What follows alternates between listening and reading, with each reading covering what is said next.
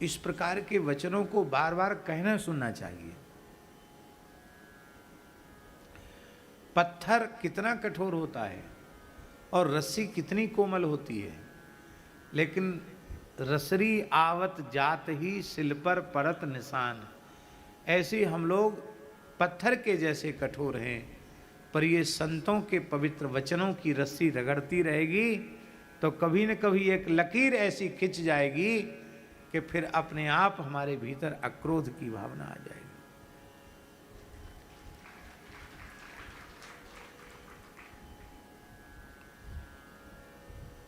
एक बुद्ध का प्रसंग आता है नागिया जी, महात्मा बुद्ध का। उनका एक शिष्य था भिक्षुक आनंद, उसकी कई आख्यायिकाएं आती हैं। तो आनंद ने एक बार भगवान बुद्ध से कहा कि मैं अमुक देश में आपके मत का, आपके सिद्धांत का, उपदेशों का प्रचार करने जाना चाहता हूं, मुझे आज्ञा दें। बहुत ध्यान से सुने। तो बुद्ध ने कहा कि जहां तुम धर्म प्रचार के लिए, सत्संग के लिए जाना चाहते हो, वे लोग बड़े विमुख हैं, धर्म और सदाचार से सर्वथा शून्य हैं, वे तुम्हारी बात सुनेंगे ही नहीं। तो आनंद बोला कि भगवान सुनेंगे नहीं, पर हम तो अच्छी बात कहकर स्वयं सत्संग का लाभ ले लेंगे। तो न सुने, पर कोई एक तो सुनेगा, न सुनेगा तो हम कह रहे हैं हम तो सुनेंगे, सुनेंगे ही तो नहीं, उपेक्षा ही तो करेंगे, गाली तो नहीं बकेंगे। तो बुद्ध भगवान बोले, राजीव जी, बुद्ध भगवान बोले कि वे बड़े दुष्ट हैं, वो गालियां भी बकने लग जाएंगे। तो बोले कोई बात नहीं, गाली तो क्या है, गाली जो है संसार का सबसे बड़ा झूठ है, संसार का सबसे बड़ा झूठ है गाली। अब गाली तो हम दे नहीं सकते, हमारा अभ्यास नहीं है, लेकिन जो लोग गाली देते हैं, सोच लो गाली विचार करके, सब बात झूठी है कि नहीं। आप गाली में जो कुछ कहते हो वो सब झूठी बात है। अब किसी ने कह दिया सुअर के बच्चे, तो आप सुअर के बच्चे हो गए क्या? तो ये बात सत्य है कि झूठ है? तो सत्य बात को सुनकर के प्रसन्नता होनी चाहिए, और झूठी बात कोई कहे तो नाराज होना चाहिए क्या? प्रसन्न रहना चाहिए। आपसे कोई ये कहे, अथवा आप ही कहें कि महाराज जी आज पुस्तक का विमोचन होना था, तो हमने अपने व्यास घेरा में अपने घर की छत पर हवाई जहाज बुलाया, और हम हवाई जहाज में बैठे और सीधे सूरश्याम में आकर हमारा जहाज लैंड किया और हम उपस्थित हो गए। क्यों? आजकल श्रावण की भीड़ भाड़ बहुत चल रही है, आज एकादशी है। तो हमने कहा जाम से बचने का यही उपाय है, सीधे हवाई जहाज वृंदावन से उड़ाओ और सीधे सूरश्याम पहुंचा दो। ये बात सुन के हमें क्रोध होगा कि हंसी आएगी? क्योंकि ये तो बिल्कुल साफ झूठ है। तो गाली देने वाला झूठ बोल रहा, उसमें दुखी होने की क्या आवश्यकता है? एक बात। दूसरी बात यह है, हमने अंग्रेजी नहीं पढ़ी है, पढ़ने की इच्छा भी नहीं।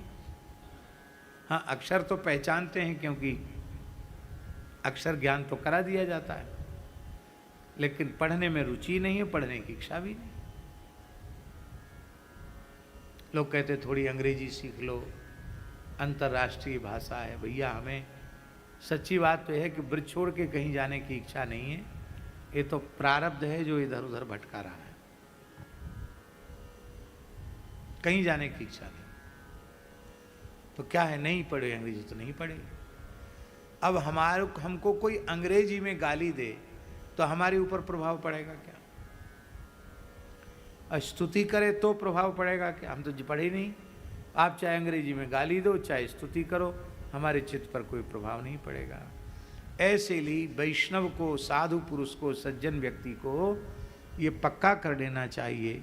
हमने पर निंदा पर चर्चा की, गाली गलौज की भाषा पढ़ी ही नहीं, हमने तो हरिनाम की भाषा पढ़ी है, भगवत भागवत गुणगान की भाषा पढ़ी है। तो जिस भाषा को हमने पढ़ा ही नहीं, उस भाषा में बड़ाई करो तो प्रभाव नहीं, निंदा करो तो प्रभाव।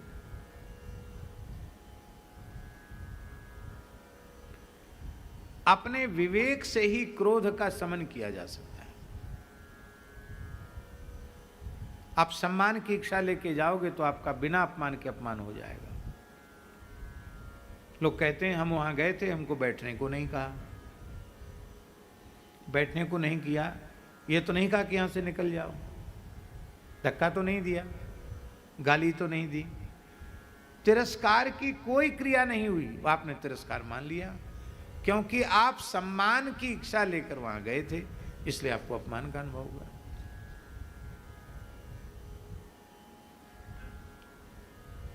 हमारे पूज्य गुरुदेव नैमिषारण्य पधारे, एक स्थान है वहाँ, बहुत अच्छा स्थान है, अपने रामानंद संप्रदाय का ये लश्करी महात्माओं का स्थान है। और श्री रामानंदास जी अपने सूरज घाट वाले महाराज जी के साथ थे, पढ़ते थे। तो महाराज जी वहाँ गए, भक्तमाली जी,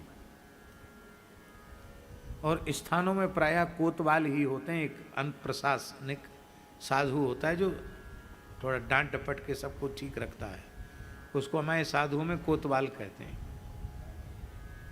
तो जो कोतवाल बाबा थे, उन्होंने महाराज जी की वेशभूषा देखी तो समझा ऐसे ही कोई घूमने फिरने वाला साधु है, बहुत सामान्य रहते ही थे वो।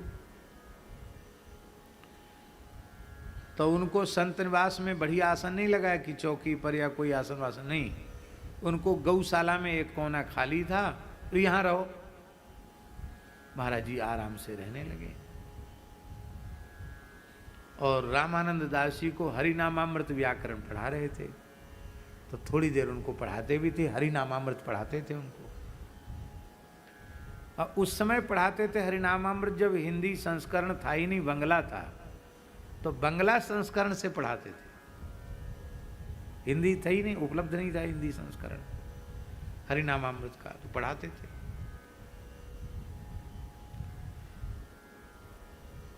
लगभग 20-22 दिन वहां रहे, गौशाला में आसन लगा के रखे, और पंगत में बैठते तो सीधे साधे साधुओं को कोतवाल बाबा ज्यादा सेवा बताते हैं। ए साधु, हाँ महाराज, टोकना मांझ लेना, कढ़ाई मांझ लेना। महाराज जी को सेवा भी नित्य मिलती, और गौशाला में रहते तो गोबर वगैरह उठाते, सफाई करते। लगभग 18-20 दिन के बाद महाराज जी वहाँ से चल पड़े, महंत जी को दंडवत करके वहाँ से चल पड़े।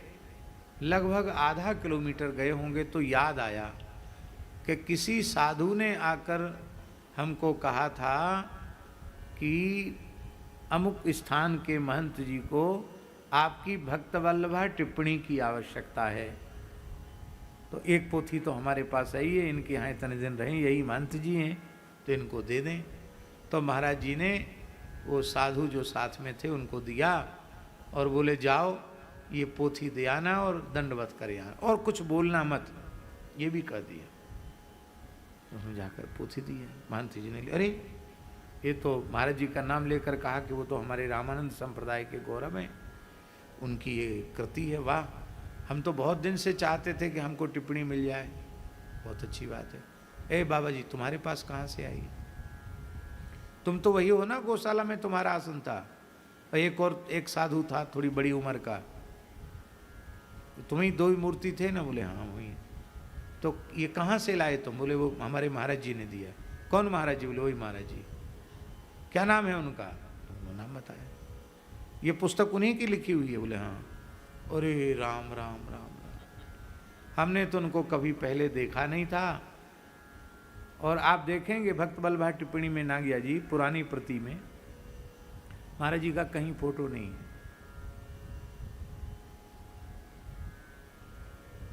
गुरु महाराज का फोटो है, पर महाराज जी का कहीं फोटो नहीं, बस दासानुदास अमुक दास, इतना ही है बस। लेखक का कोई लोग कहते हैं ना, 2 पृष्ठ लिखते हैं तो 1 पृष्ठ में अपना परिचय लिखते हैं, एमए हैं कि बीए हैं कि क्या हैं कि क्या नहीं है, कुछ नहीं, कोई परिचय नहीं, केवल दासानुदास अमुक दास। अब महाराज जी महंत जी दौड़े महंत जी, कहाँ है महाराज जी को बुला, वहां गए, साष्टांग प्रणाम किया और बोले महाराज बहुत भारी अपराध हो गया, आप इतने दिन गौशाला में रहे, आप तो गुरु तुल्य हैं, आप तो हमारे दास के आसन पर आपका आसन रहता, हम नीचे रहते, आपसे कुछ लाभ लेते, न तो कथा सुन पाए, कुछ नहीं कर पाए। अब महाराज जी चलिए कुछ दिन सेवा का सौभाग्य दीजिए। महाराज जी ने हंसकर कहा, अब तक जो सेवा का सुख और दर्शन का सुख मिला, अब जाने पर फिर नहीं मिलेगा, परिचय के बाद फिर प्रतिबंध हो जाएगा। और बहुत प्रसन्नता से रहे, गौशाला से अधिक पवित्र स्थान और क्या हो सकता है, बहुत अच्छा सुंदर प्रसाद पाया, सेवा का सौभाग्य मिला। परिचय हो जाता तो ये सब सौभाग्य नहीं मिलता। अब हम लौट नहीं सकते, क्यों? बोले श्री भक्तमाल जयंती आने वाली है तो हमको पहुंचना है, भक्तमाल जयंती मनाना है। महाराज जी फिर वहां से चले।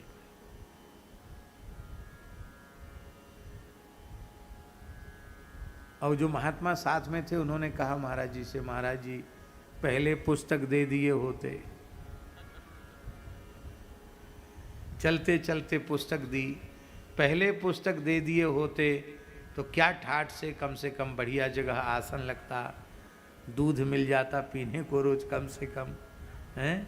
अब बढ़िया आसन लगता, सेवा भी नहीं करनी पड़ती।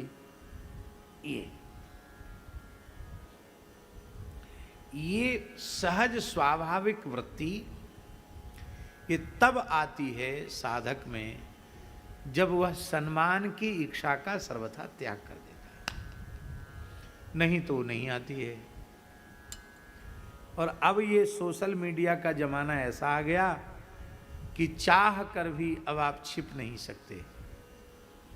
पहले जब तक ये फोटो सब जगह नहीं जाते थे तब तक कोई किसी को सामने पड़े बिना पहचानता थोड़ी था।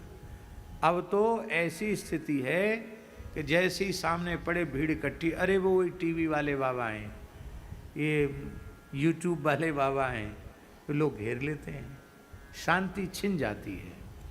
तो राम जी इस प्रकार से यह अपने विवेक से क्रोध का निरसन किया जा सकता है। देखिए संत एकनाथ जी, उन्होंने अक्रोध व्रत लिया था कि मैं कभी किसी पर क्रोध नहीं करूंगा। एक ब्राह्मण की पुत्री विवाह के योग्य थी। आज भी पैठण में ब्राह्मण अधिक हैं और भगवत कृपा से उस समय सब ब्राह्मण लक्ष्मी और सरस्वती दोनों की कृपा प्राप्त थे। तो वो गरीब ब्राह्मण गया, कहा भाई देखो हम आपके ही जाति बिरादरी के हैं, हमारी बेटी ब्याह के योग्य है, हम बहुत कंगाल निर्धन ब्राह्मण हैं, हमारी बेटी के ब्याह में कुछ सहयोग करो। तो पैठण के धनी मानी ब्राह्मणों ने कहा थोड़ा सहयोग नहीं, बेटी का बढ़िया से बढ़िया पूरा विवाह अपने खर्चे से हम लोग करा देंगे, बस एक शर्त है। यहाँ एक एकनाथ नाम का ब्राह्मण है, हम लोगों की समाज का है, कभी क्रोध नहीं आता उसको गुस्सा दिला दो।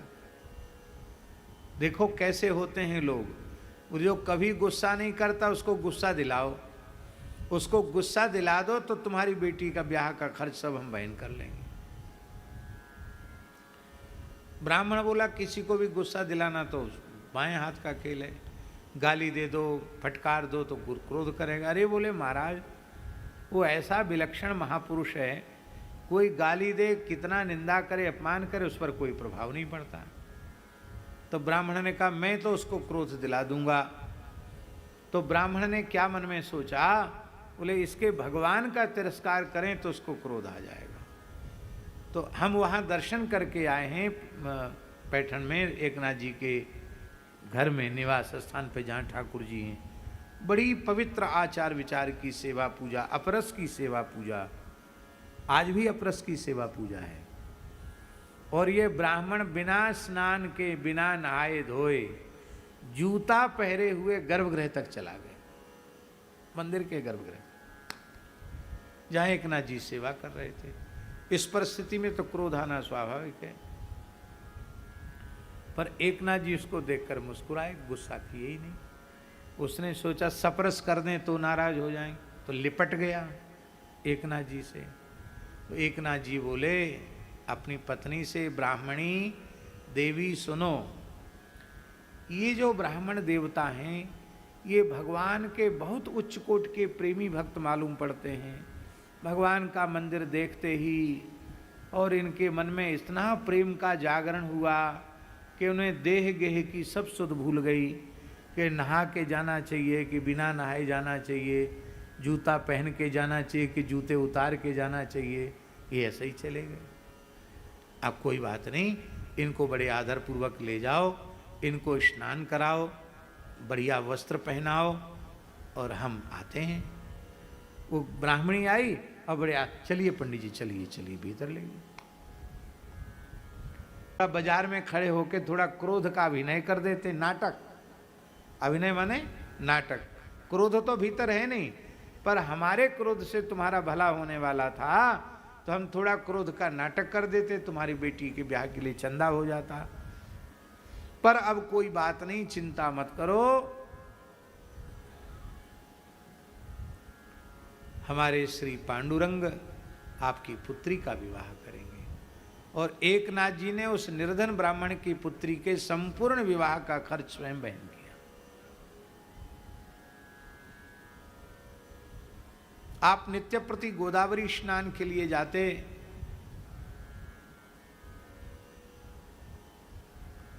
एक म्लेच्छ ने, यवन ने आपको क्रुद्ध करने का संकल्प किया कि मैं क्रोध दिलाऊंगा एकनाथ जी को, और वो स्नान करके आए। और उस दिन नागया जी पूर्णिमा थी, माघी पूर्णिमा, माघ महीने की पूर्णिमा तिथि थी। भले वहाँ ठंड कम होती है, फिर भी माघ में ठंड तो रहती है, उनके लिए ठंड नहीं होती। वहाँ के लोग तो उसी में कंबल अम्बल ओढ़ने लग जाते हैं, उनके लिए तो ठंड होती है। तो माघ का महीना था और आप गोदावरी स्नान करके आए। उस म्लेच्छ ने एकनाथ जी के सिर पर थूक दिया। आप फिर वापस चले गए गोदावरी, फिर गोता लगा के फिर थूक दिया, फिर गोदावरी के फिर थूक दिया। बार बार थूके और बार बार स्नान करके आए, फिर जाते स्नान करके चले आते। 108 बार थूका, 108 बार आपने गोता लगाया, दिन भर गोता लगाते रह गए। रास्ता बदल सकते थे, रास्ता भी नहीं बदला। क्यों नहीं बदला रास्ता, ये प्रश्न है। हमको लगता है कि वे सर्वत्र भगवत दृष्टि रखने वाले महापुरुष मन में सोचते होंगे कि प्रभु इस स्वरूप में मेरे धैर्य को टटोल रहे हैं, तो प्रभु मेरी परीक्षा ले रहे हैं, तो हम इस लीला में पीछे क्यों हटें। भगवान देखना चाह रहे, हंसकर कहा, भैया तेने तो मेरे ऊपर बड़ी कृपा करी, आज माघी पूर्णिमा जैसा पवित्र दिन है, तू कृपा न करता तो 109 बार गोता कैसे लगता है, 108 से भी एक बार अधिक गोता लग गया। उनको क्रोध नहीं है।